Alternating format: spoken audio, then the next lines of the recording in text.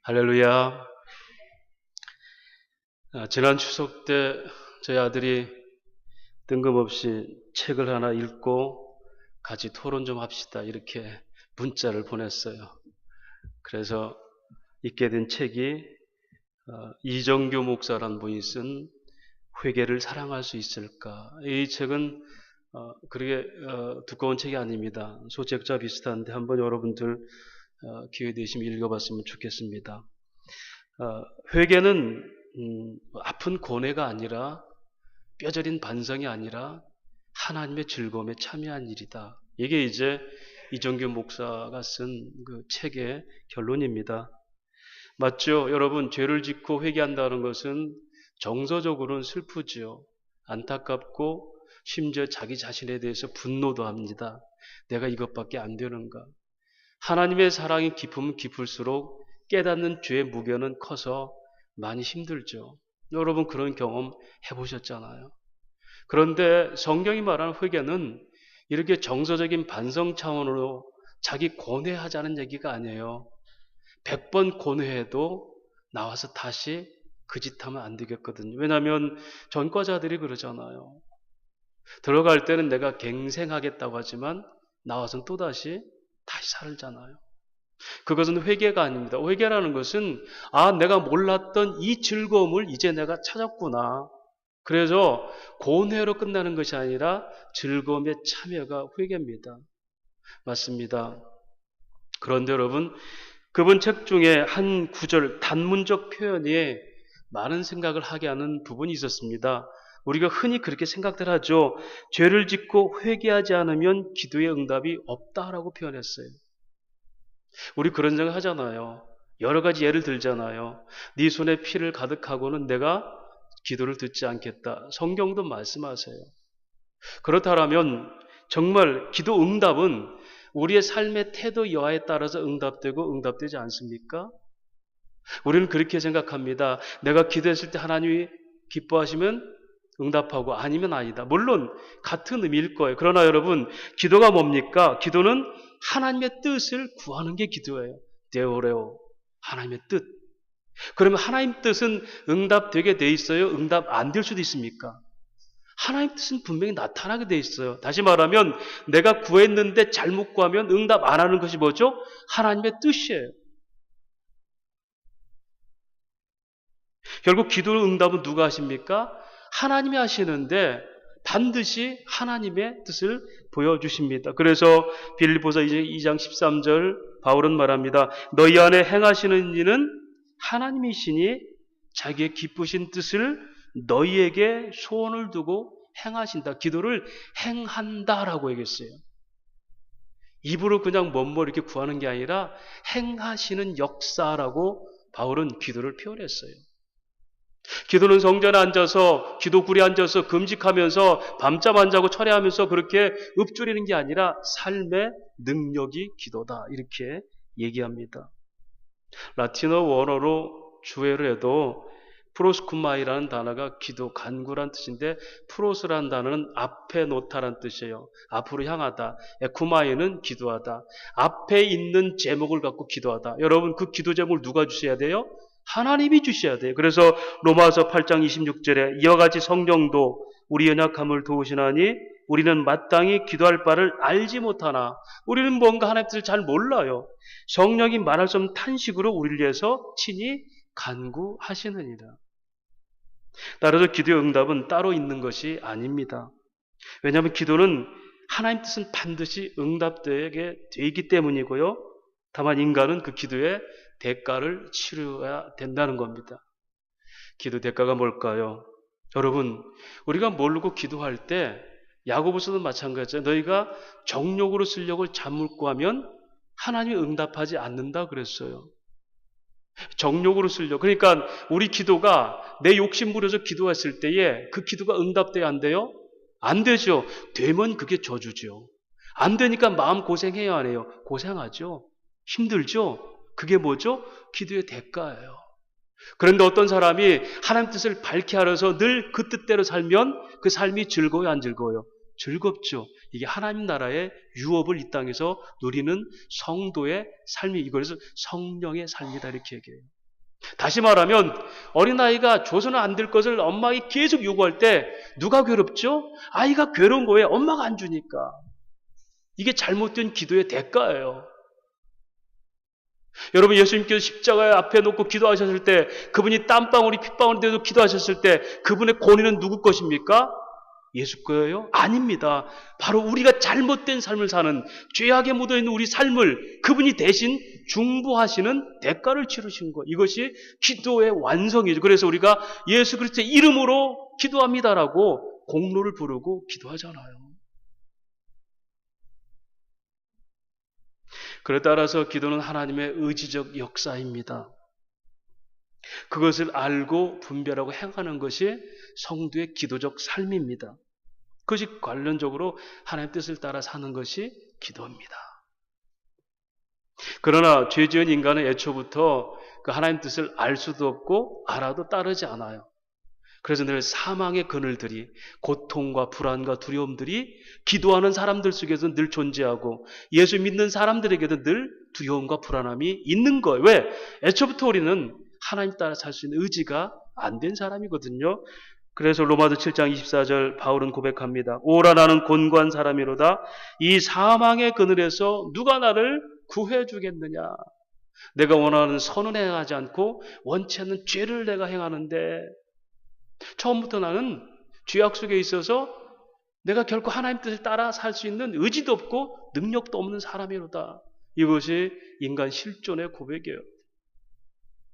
그래서 이렇게 기도할 줄도 모르고 처음부터 하나님 뜻을 따라 살 줄도 모르는 우리에게 하나님은 기도의 형식을 통해서 하나님이 시작하시고 완성하시는 것이 기도입니다.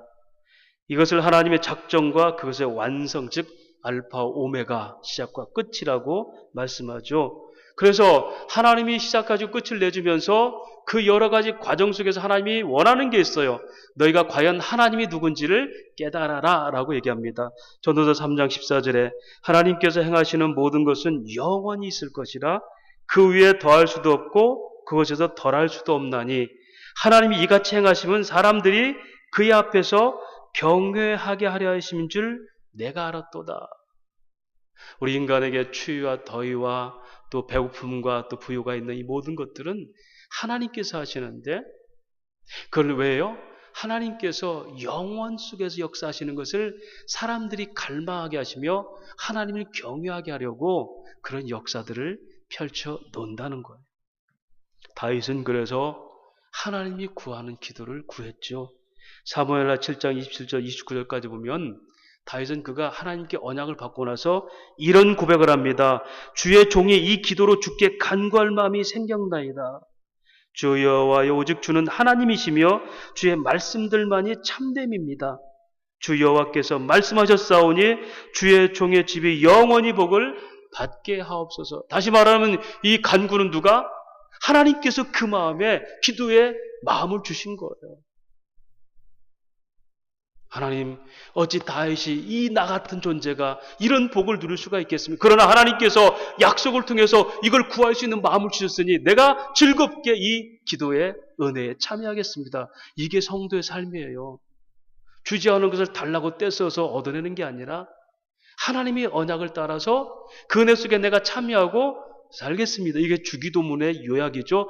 그러므로 대개 나라와 권세의 영광이 아버지께 영원히 있사옵나이다. 이게 뭐죠? 그러니 하늘의 아버지여, 땅에 있는 나를 하늘의 자녀로 삼으신 아버지여, 내가 이제 그러므로 그 하나님 나라가 내게서 이루어지며 그 뜻을 내가 누리며 살기를 원하며 이게 주기도문의 내용이에요. 이게 기도입니다, 여러분. 한나는 그 기도에 마음을 주시면서 곤고함과 갖추셨죠. 사무엘상 1장 10절에 한나가 마음이 괴로워서 여호와께 기도하고 통곡하며, 때로는 이 기도가 여러분 얼마나 우리에게 급박한 어려움은 옵니까? 브릿나라는 그 첩이 말이에요. 끊임없이 한나를 괴롭히잖아요. 자식을 낳고. 그럴 때 남편의 그 위로도 위로가 안 돼요. 왜요? 하나님께서 그 마음에 소원 주셨기 때문에 그걸 채워지지 않고는 그 어떤 것도 그 여인에게는 만족이 없어요. 이걸 우리의 곤고하게 하시는 거, 이걸 열정이라고 그래요. 거룩한 목마름. 세상 어떤 것도 이것과는 해결될 수가 없어요. 여러분, 성도의 삶이 이겁니다. 여러분, 세상에 아무 걸 쥐고 누리고 할지라도 하나님이 느껴지지 않으면 우리는 배고파야 돼요. 끊임없이 목말라야 돼요. 이거 위에 이거 하나 얹혀주세요. 이 삶이 아니라 모든 걸 다 가져실지라도 하나님이 아니면 나는 안 되겠습니다. 이것이 신앙입니다. 결국은 한나라는 여인에게 기도의 실행을 위해서 그 마음의 불능, 내 힘으로는 아이를 낳을 수가 없겠군요라고 하고, 그리고 기도하게 하셔서 그걸 얻게 되고, 사무엘상 2장에는 전체 찬양이 나오잖아요. 하나님께서 이 여인의 한탄을 들어주시고 응답하셨습니다. 기도의 완성은 찬양이라는 거죠. 그래서 하나님이 하셨습니다. 할렐루야. 결국은 그 역사의 여정을 선지서에는 하나님이 때리시고 다시 싸매시면서 하나님만이 참 신인 것을 깨닫게 하시는 은혜의 역사라 이렇게 표현하고 있습니다. 이스라엘이 그랬잖아요. 그들이 하나님 뜻으로 구원의 백성으로 누리지만 그것이 그들이 다 찬탈당하잖아요. 왜? 그들의 불순종으로. 그리고 다시 돌아오게 회복하셔서 때리시고 싸매심으로 역시 하나님이십니다 라고 고백하게 하시는 거예요. 본문의 내용이 바로 그 내용입니다. 본문의 정황은 솔로몬이 하나님의 식양과 약속대로 성전과 왕궁을 짓는 데 20년이 지나죠. 그리고 낙성식을 하고 하나님께 감사 제물 드리고 그 일로 백성들에게 축복하고 나서 하나님께서 그때 기본에 나타났던 것처럼 기본에 어떻게 열왕기상 3장에 보면은 꿈에 나타났잖아요. 1,000번째 드리니까 하나님 나타나시고 내게 뭘 주기를 원하느냐 했잖아요. 그것처럼 다시 나타나셔서 그의 기도에 응답하시는 내용이 오늘 본문이에요. 그래서 본문을 통해서 과연 기도는 무엇이고 응답은 무엇이고 기도의 삶이 무엇인가를 말씀을 통해서 우리가 잠시 묵상을 하고자 합니다. 첫 번째, 기도는 하나님의 약속입니다. 1절 말씀입니다. 9장 1절 말씀. 솔로몬이 여호와의 성전과 왕궁 건축하기를 마치며 자기가 이루기를 원하는 모든 것을 마친 때에, 여러분, 솔로몬이 자기가 원하는 모든 것을 마쳤다라고 얘기해요. 자, 여기서 우리는 이렇게 얘기해요. 기도는 하나님이 그가 원하는 것대로 주는 게 기도다 이렇게 생각할 수 있어요. 그런데 여러분, 솔로몬이 기브온에서 뭘 구했습니까? 하나님, 내가 이 백성들은 많고 나는 작은 아이라 출입할 수가 없겠사오니 이들을 판단할 수 있는 지혜를 주시옵소서 그랬죠. 이건 뭡니까? 백성들이 여러 가지 고민을 얘기하고 여러 가지 심판을 얘기할 때, 판결을 얘기할 때 그들 속에서 하나님의 소리를 들을 수 있는 지혜. 여러분, 기도는 하나님의 소리를 듣는 거예요. 그래서 솔로몬이 자기 마음에 원하는 대로 성전과 왕궁을 지었다는 것은 그 마음에 뭘 줘서 하나님이 지혜를 주셔서 하나님의 방식대로 성전과 왕궁을 짓게 하신 거. 어떤 사람은 그래요. 이런 부분을 잘못 해석하면 솔로몬이 말이야 성전은 7년 동안 짓고 자기 집은 13년 동안 화려하게 지어서 나중에 그게 다 무너지고 멸망당한다고. 아닙니다. 여러분, 성전은 그리스도고 솔로몬의 왕궁은 이스라엘 백성들의, 택한 백성들의 하나님 나라의 충분함이에요. 완전 만족을 얘기해요. 솔로몬 욕심내서 그렇게 지은 게 아닙니다. 그래서 후에 망한 게 아니에요. 오늘 우리가 기도라는 게 뭐죠? 하나님이 마음에 주신 거예요. 그대로 사는 게 뭐죠? 기도의 얘기예요. 그러면 기도는 뭐죠? 하나님의 언약이다. 약속이 없이 하나님 실행하십니까? 그래서 이렇게 하는 거예요. 내게 빚을 갚아주세요. 이게 이제 소위 아이타오라는 헬라의 원어의 의미입니다. 에로타오는 내 욕심대로 구하는 거. 아이타오는 하나님의 말씀을 마음에 두고 구하는 거. 이 말은 뭐냐면 하나님이 약속하셨지 않습니까? 그러니 내 걸 주세요라고 하고 기도해요. 이건 하나님 자녀의 기도입니다. 동냥하는 거지의 기도가 아니에요. 기도는 당당하고 왜? 하나님이 약속하신 것 안에서. 굶으라면 굶는 게 하나님 뜻인데, 그렇죠? 우리는 내가 정해놓은 기준이 있어요. 이 정도는 먹어야지 적어도 만족하지 않습니까? 이게 우리예요. 아니에요. 하나님이 언약하신 대로 약속하신 대로 실행하시는 분이에요. 그래서 기도는 하나님의 약속이다. 다윗의 아버지 다윗도 그런 기도를 했죠. 사무엘하 5장 25절에 보면 다윗은 끊임없이 전쟁터에 나가는데 그때 주적이 누굽니까? 블레셋이에요. 블레셋이 쳐들어오니까 하나님 제가 저들을 칠까요? 그러니까 가서 쳐라 그랬단 말입니다. 친데 도망갔어요. 그리고 다시 다음에 또 블레셋이 또 쳐들어와서 그때 여러분 같으면 어떻게 하겠어요? 저건 하나님 이미 주적이라고 했으니까 또 가서 쳐야지. 그냥 가도 되죠? 제 생각입니까? 그런데 다윗은 또 물었어요. 하나님 또 갈까요? 그러니까 또 가라. 그래서 성경은 이렇게 말합니다. 다윗의 소위가 항상 이러했더라. 다윗은 언제나 그랬다는 거예요. 왜? 사울은 지 맘대로 늦으니까 제사 지내버리고 자기 맘대로 해버리는데 다윗은 끊임없이 하나님께 여쭸어요. 왜? 하나님 내가 가서 칠 수도 있고 뜻은 분명히 나타냈지만 하나님 최종적으로 말씀하세요. 왜? 나는 하나님의 언약 때문에 사는 사람입니다. 할렐루야. 이게 수시로 깨어서 성령 안에서 기도하라는 뜻입니다. 일 다 팽겨치고 전쟁은 뭐 하나님께 하시니까 나는 기도만 하고 있을까 이게 아니라 돈은 내가 버는 게 하나님이 하시고 나는 기도만 할 거 이게 아니라 일하면서 그것이 하나님 뜻인지를 끊임없이 묻는 것. 그래서 여러분의 자동차 안이 그 기도실이 될 수 있어야 되고요. 여러분의 사무실 의자가 기도실이 되고 여러분의 달려가는 길이 기도의 현장이 되면 되는 거예요. 이게 하나님 뜻을 구하는 약속을 믿는 백성의 삶이죠. 그러면 기도의 내용이 뭡니까? 기도의 내용, 응답의 내용이 성전이지 않습니까? 2절 3절입니다. 여호와께서 전에 기본에서 나타나신 같이 다시 솔로몬에게 나타나사 여호와께서 그에게 이르시되 네 기도와 네가 내 앞에서 간구한 바를 내가 들었은즉 나는 네가 건축한 이 성전을 거룩하게 구별하여 내 이름을 영원히 그곳에 두며 내 눈길과 내 마음이 항상 거기 있으리라. 자, 기도 응답을 어떻게 응답해요? 성전을 구별하여 지켜 거기서 내 눈길과 내 마음이 항상 있을 거야. 이게 기도 응답이에요. 보이지 않는 하나님은 안 보이니까 보이는 돈과 권력이 있으면 응답입니까? 응답을 성전으로 주십니다. 성전은 제가 누누이 설명했죠. 성전 하나님의 약속 어떤 약속? 하나님의 정죄와 사주의 기능이 있다고.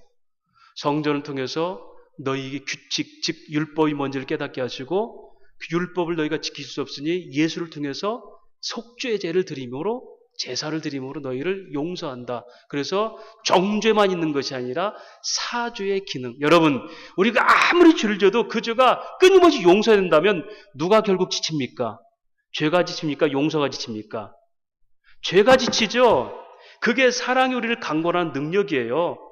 100번, 1000번 죄를 져도 100번, 1000번 용서한다면 뭐가 재미없어야 돼요? 죄가 재미가 없어야 돼요. 이것이 성도의 성실한 삶의 원인이에요.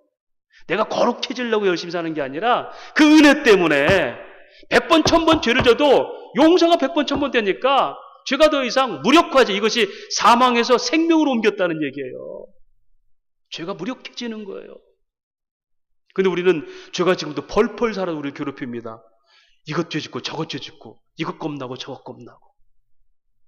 제가 다음 주 수요일 날 총진대학원에 2학년 3반 체프를 인도하라고 좀 가서 제가 한나예요. 신학에 갇히지 말고 자의대로 너희 영혼을 놔줘라. 성도들은 신학에 갇히지 않는다. 목회자만 갇힌다. 신학보다 인문학을 더 충실해라. 인문학은 책으로 배우는 게 아니라 삶을 경험하는 것이다. 먼저 사람이 돼야 된다. 신학은 나중에 목사 됐을 때 그때 충분히 현장에서 신학 부재 때문에 깨닫는 고민이 있으니까 그때 공부하지 말라도 하게 돼 있다. 지금 신학생 때는 인문학을 충분히 읽어라. 그리고 너희를 신학생에 묶어두지 말고 하고 싶은 뭐든지 해버리라. 여러분 이 얘기 오해하지 마세요. 빌립보서 3장 얘기에 어디까지 이르렀든지 그대로 되게 하려 함이라. 사도 바울이 얘기해요. 오직 부름의 표대를 향해 나가는데 어디까지 이르렀든지 그대로 되리라. 왜냐? 하나님이 계획하신 그 뜻대로 오늘 또 살아간다는 거예요. 그러면 너희가 신학에 갇혀서 이것저것 하려고 안 하려고 하지 말고 너희 마음대로 하면서 그 속에서 하나님의 뜻을 경험하라는 얘기예요. 참고로 그 반은 총총 출신들. 신학도 학부에서 하고 신대원에서도 신학하는 사람들. 여러분, 세상은 넓어요. 삶의 경험은 얼마든지 넓게 해야 돼요. 그런 의미에서 오늘 성도들이 이 땅에 사는 삶은 하나님의 용서하심이 얼마나 큰지를 아는 것은 내가 어떤 죄의 기품이 있는지를 깨닫는 거예요. 그 죄가 얼마나 무력해진지를 알면 그 사랑의 능력들이 나를 사로잡아서 죄는 이제는 재미없어 버려야 돼. 이것이 성도의 삶이에요. 억지로 내가 이거 해야지 거룩해지는 게 아니라 기도 응답은 성전으로 나타났고, 그런데 하나님이 결정적으로 뭐라고 합니까? 내 마음과 눈이 항상 거기 있을 것이다. 이 말은 뭐예요? 기도 응답은 이거야. 예수를 통해서 너희 안에 항상 내가 같이 있을 거야. 너희를 떠나본 적이 없어. 이게 기도 응답이에요. 그러면 우리의 삶의 부작용은 어떻게 납니까? 주님과 동행하는데 주님을 외면해버리고 내 뜻대로 사는 게 뭐죠? 이게 기도의 역행, 삶의 부작용. 그렇기 때문에 예수 믿어도 힘들고 어렵고 고난의 짐을 짊어가는 삶을 사는 거죠. 여러분, 지금 현재가 어떠십니까? 저와 여러분 안에 주의 능력이 머물고 계십니까? 주님의 눈과 마음이 함께 있다고 믿습니까? 그렇다면 우리 눈과 마음을 포기하세요. 그래야 주님의 눈과 마음이 움직입니다. 제가 그들에게, 신학생들에게 목표는 방법론이 아니라 목사가 먼저 성령의 푸른 추장에서 자유로움을 누려야지 성도가 그쪽으로 인도된다. 목사는 리더자가 아니라 앞서가는 양이다. 관점 가지고 하지 마라. 초점을 바로 맞춰라, 하나님께. 여러분, 목사가 목회 전략 세워놓고 1000명 성도 만들자, 100억 교회를 짓자, 이게 성도에게 설렘 주는 겁니까? 먼저 여러분의 가정에서 여러분들이 먼저 성령 안에서 자유함을 누려야 자녀들이 자유함을 누리는 거예요. 우리의 관점 가지고 이렇게 저렇게 하는 게 아닙니다. 그 관점 만드는 게 신학이 아니에요. 관점을 포기하고 하나님이 초점 맞추는 게 신학입니다. 그래서 목회는 하나님을 기다리는 것이지 내가 앞장서 가는 게 아니잖아요. 하나님이 우리 마음에 계시다면, 눈과 마음이 같이 계시다면 왜 내가 자꾸 눈으로 보아야 되고 내 마음으로 자꾸 결정해야 돼요? 그러니까 괴로운 거예요. 그 마음이 안 맞으면, 하나님과 일치가 안 되면 내가 힘든 거예요. 그게 기도의 응답이었어요. 오늘 저와 여러분이 지금 그 기도의 응답대로 사는 겁니다. 할렐루야. 임마누엘로 오신 예수께서 성령으로 우리 안에 계셔서 말씀을 깨달아 진리를 알게 하시고 죄에 대해서 의에 대해서 설명하시면서 이 길은 내 길이 아니야 끊임없이 설득하시면서 그 길을 가게 하시잖아요. 그런데 그걸 포기해버리고 내 생각과 내 정욕과 내 마음이 앞서고 내 눈이 먼저 볼 걸 봐버리니까, 보암직하고 먹음직한 게 보여버리니까 덜컥 먹어버리고 그것 때문에 고민하고, 그래서 끊임없이 부작용된 삶을 살잖아요. 이게 사망의 그늘 아닙니까? 그러면 오늘 성경은 또 참 어렵고 고단한 얘기를 또 합니다. 4절 5절 말씀입니다. 한번 같이 읽습니다. 네가 만일 네 아버지 다윗과 행한같이 마음을 온전히 하고 바르게 하여 내 앞에서 행하며 내가 네게 명령한 대로 온갖 일에 순종하여 내 법도와 율례를 지키면. 자, 여러분 보세요. 자, 응답해놓고 뒤에 뭐가 나와요? 조건을 붙이잖아요. 이제부터 우리 이제 고민하는 거예요. 내 눈과 마음이 항상 너와 함께이라 하셔놓고, 그러나 네가 잘 따름에 있고, 아니면 뒤에 이제 또 심각한 문제죠. 5절 말씀. 만일 너희나, 6절 말씀. 만일 너희나 너희 자손이 아주 돌아서서 나를 따르지 아니하며 내가 너희 앞에 둔 나의 계명과 법들을 지키지 아니하고 거기서 다른 신을 섬겨 그것을 경배하면 내가 이스라엘을 내게 그들에게 준 땅에서 끊어버릴 것이요 내 이름을 위하여 내가 거룩하게 구별한 이 성전이라도 내 앞에서 던져버리리니 이스라엘은 모든 민족 가운데서 속담거리와 이야기거리가 될 것이며. 저 이게 더 심각하잖아요. 기도의 응답을 성전을 주셨으면 하나님의 임마누엘이 끊임없이 있어야 되는데, 네가 만일 내 말을 잘 따르면 너와 함께 있지만 네가 만약 불순종하면 거룩한 성전이라도 내가 던져버리고 속담거리, 우스갯거리를 만들어 볼 것이다. 자, 이게 오늘날 신학의 문제입니다. 여러분 어떻게 할까요? 그래서 신학적으로 알맹주의, 알미니안 플러스 칼빈주의라고 그래요. 알미니안주의는 이겁니다. 알미니우스라는 사람이 우리가 구원받았지만 도덕적 책임을 감당해야지 하늘나라 간다. 도덕적 책임 감당하지 못하면 지옥 간다. 칼빈은 아니다. 하나님 전적인 주권의 예정이심으로 우리의 컨디션과 상관없이 하나님 구원을 이루시는데 다만 성도의 삶이 이 땅에서 힘들 뿐이다. 이걸 적당히 붙인 게 구원은 확실하지만 도덕 책임도 따라야 된다. 이게 알맹주의라고 그래요. 이거 성화주의라고 합니다. 여러분 어떻게 하실 거예요? 하나님의 응답을 믿습니까? 나는 너희와 영원히 동행하리라. 그런데 그 뒤에 조건을 또 따릅니까? 너희가 지키면 영원하지만 아니면 버려버리리라. 어떻게 하실래요? 이 신학의 문제입니다. 그래서 신학이 필요한 겁니다. 여러분 이 말을 구약의 그 역사성을 한번 봅시다. 좀 어렵지만 여러분 오늘 설교를 제가 또 10장 준비했는데 다 못할 것 같아요. 필요하시면 제가 카톡으로 원고를 다 보내드리겠습니다. 설명 다 못하니까. 여러분 보세요. 역사적으로 한번 해석해 봅시다. 그 부분인데. 자, 이때 이스라엘 백성들이 솔로몬이 그렇게 좋습니다. 그렇게 하나님의 마음을 구하고 뜻을 따라서 성전 짓고 복의 선포가 됐잖아요. 솔로몬 때 40년은 정말 그 이스라엘의 택변성대였어요. 그런데 솔로몬 이후에 BC 931년에 솔로몬 나라가 두 나라로 나누죠. 북조 이스라엘, 남조 유다. 그렇죠? 불과 40년 후에 나라가 두 쪽이 돼버리죠. 왜 그럴까요? 그들이 범죄함으로. 그리고 이스라엘은, 북조 이스라엘은 멸망당해 버리죠. 아수르에게.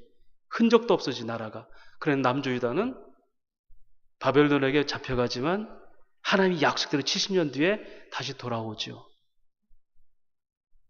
그리고 그 다윗의 왕위로 유다 홀로 누가? 예수가 오시죠. 자, 여기서 보세요. 역사적 해석은 그들이 어떻게 합니까? 하나님이 결국 남조 유다, 북조 이스라엘도 하나님을 따르지 않았어요. 그래서 그들이 성전이 파괴되고 거룩한 성전은 내가 내 번지리라 파괴됐잖아요. 이스라엘 쫓겨나리라 쫓겨났잖아요. 멸망하리라 멸망했잖아요. 그런데 누가 있어요? 렘넌트, 남은 자들, 약속의 백성들. 그들이 다시 돌아와서 성전을 재건하고 에스라를 통해 율법을 낭독하고 읽고 다시 여호와를 섬기잖아요. 이게 성전의 기능입니다. 정죄했으나 사죄하고 속죄의 은혜는 영원하고 그것이 네 왕위가 견고케 하여 영원하리라. 누가? 만왕의 왕이신 예수가 와서 영원히 통치하리라. 자, 이게 역사적 얘기예요. 신학적으로 뭐죠? 그 기도의 대가, 언약의 대가를 누가 다 치르? 예수께서. 첫 번째로 예수님께서 어떻게 했죠? 쫓겨나잖아요. 예수님의 삶이 어떤 겁니까? 쫓겨다니는 삶이에요. 이야기거리가 되잖아요. 심지어는요, 종들까지도 예수 뺨을 치면서 네가 하나님의 아들이거든 너도 구원해봐 하고 웃잖아요. 심지어 죽어가는 사형수까지 옆에서 비난하잖아요. 제자들은 다 도망가 버리잖아요. 이게 주님이 당하셨던 약속의 대가예요. 기도 실행을 위해서 대가를 치러야 되는데 우리는 대가를 치를 능력이 안 돼요. 그 누가? 예수께서 대신 치르신 건 십자가의 고난과 우리를 의롭다고 해서 다시 살아나신 부활의 역사. 우리 공로 없어서 오직 주님 이름으로 삽니다. 이것이 그리스도 예수의 이름으로 기도합나이다. 아멘. 이 의미예요.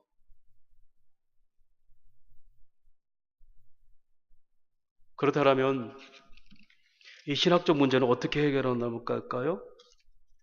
여기서 히브리어 그 소위 만일이라는 히브리어 원어의 그 임이라는 단어의 해석입니다.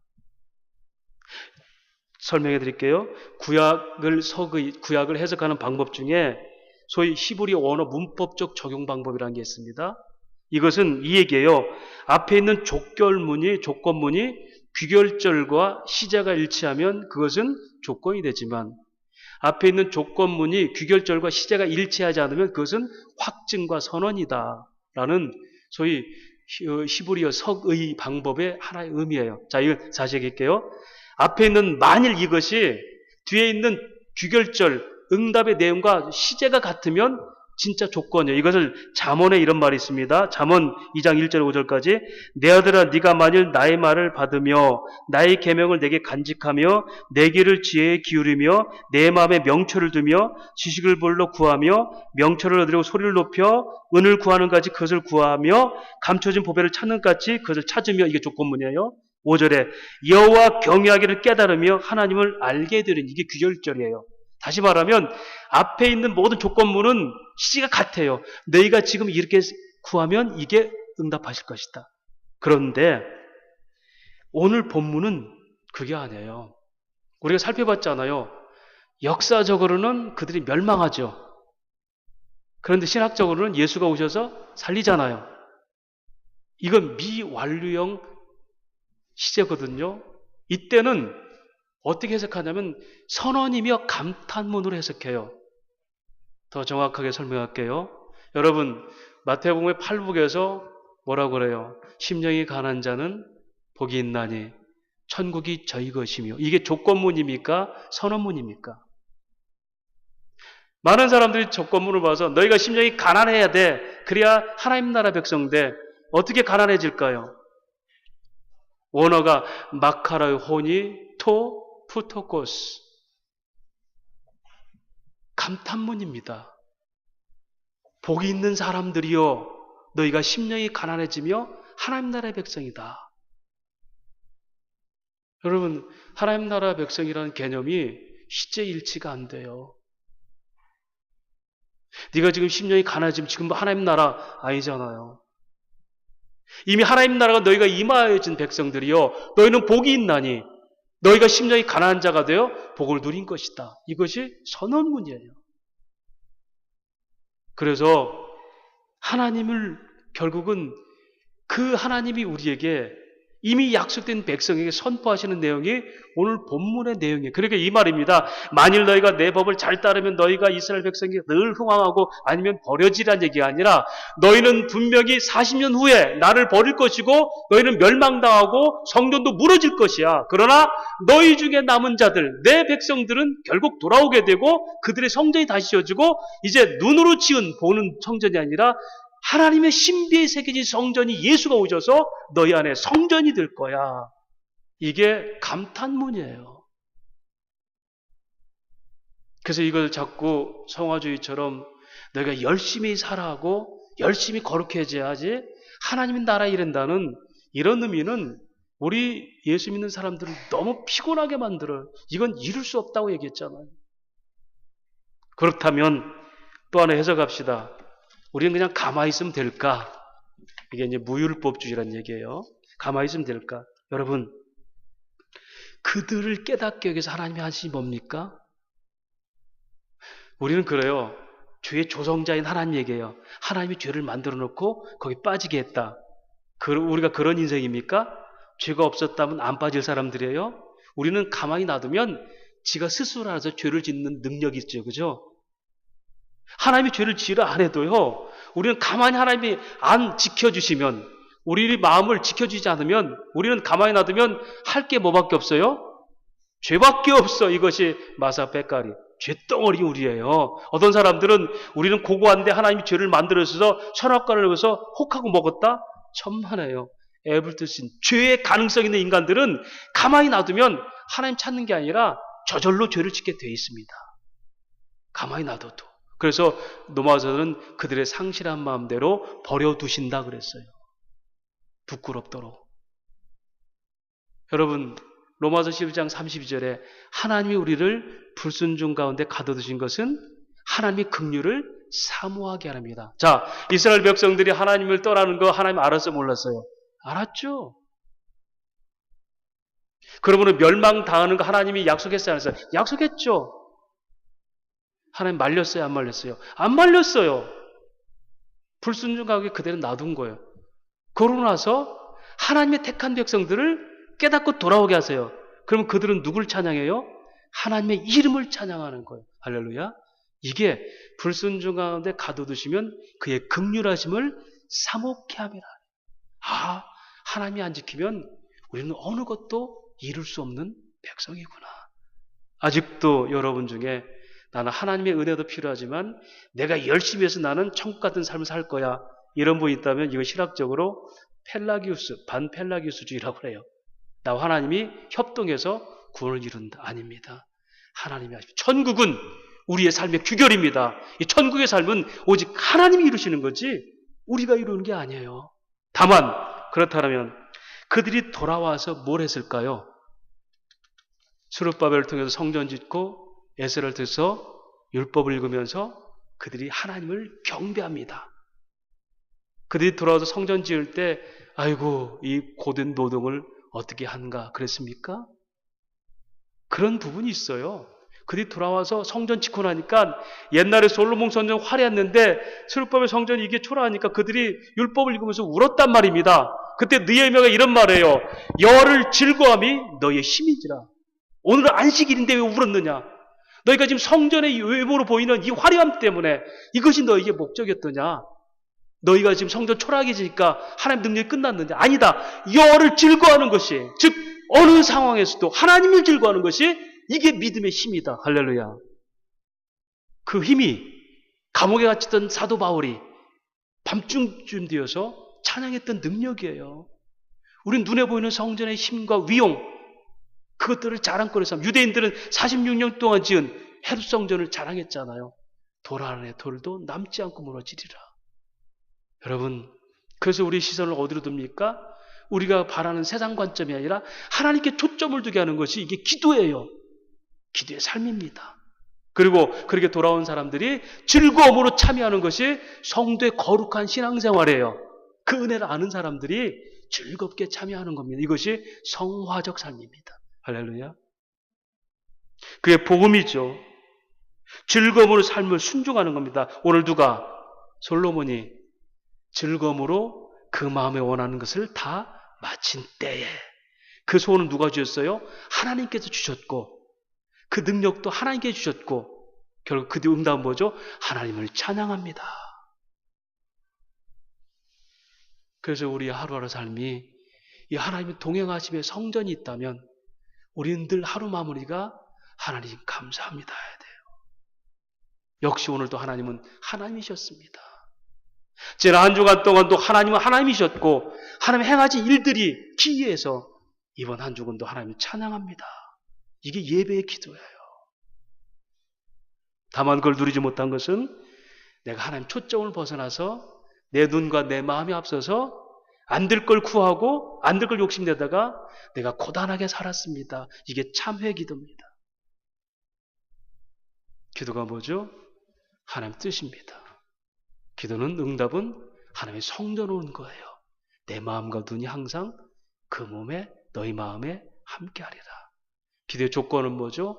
하나님을 아는 것이 능력이라는 겁니다. 하나님 알면 그만큼 우리에게 삶의 즐거움이 넘치죠. 이것이 성도의 제사, 즉 예배적 삶입니다. 말씀을 정리합니다. 여러분과 저는 하루하루 삶을 어떻게 사십니까? 뭘 하든지 삶의 명분이 있으면 그것 갖고 버팁니다. 그렇다면 여러분, 저의 명분이 뭐죠? 삶의 명분이? 세상 사람들이 볼 수 있는 보편적인 가치입니까? 돈 있고 빽 있고 건강하면 됩니까? 1000년 동안 그래 살면 지겹지 않겠습니까? 아무리 힘들어도 내 삶의 목표가 명분이 있다면 청년정신으로 삽니다. 여러분 인생을 100년살이라면 25을 나누면 삽니다. 첫 번째 25, 두 번째 25, 세 번째 25, 네 번째 25. 그럼 100년 아닙니까? 우리에게는 열정이 사라지면 안 됩니다. 왜요? 하나님 눈과 마음이 내 안에 있는데 왜 낙심하십니까? 왜 눈과 마음을 내 걸로 돌립니까? 그러니 찬양할 수가 없는 거예요. 그러니 즐거움이 없는 겁니다. 눈에 보니 성전이 거룩하게 보이고 가치없게 보이는 하나님 나라는 죽어서 나가는 나라 아닙니까? 솔로몬이 그렇게 지었던 성전도 결국 멸망하죠. 무너지죠. 뭐 때문에? 영원한 성전 예수가 오시기 위해서 눈에 보이는 것들을, 눈에 보이는 돌비가 아니라 마음에 새긴 신비에 있는 하나님의 능력들을 주시기 위해서 믿음으로 쟁취하고 누리기 위해서 예수가 오신 겁니다. 그게 복음이죠. 성도들 간에 뭘 보십니까? 입고 있는 옷을 보고 평가합니까? 학력 보고 평가합니까? 가진 소유 보고 부자다 아니다 평가합니다. 아닙니다. 우리 안에 있는 영원한 썩지 않을 소망, 우리 안에 있는 몸과 마음이, 눈과 귀가 있는 하나님이 계신 것, 이게 성도의 가치입니다. 어찌 성도끼리 서로 미워할 수가 있고 서로 등을 둘 수 있습니까? 안 되는 거예요. 그 즐거움이 있다면 모임 자체가 황홀하고 바라봄 자체가 그리움이고 설렘입니다. 하나님 나라는 매일매일 그렇게 누리는 것입니다. 이것이 기도고 성전이고 즐거운 삶의 비결입니다. 그런 믿음이 있기를 주의 이름으로 축원합니다. 하나님 아버지 은혜를 감사합니다.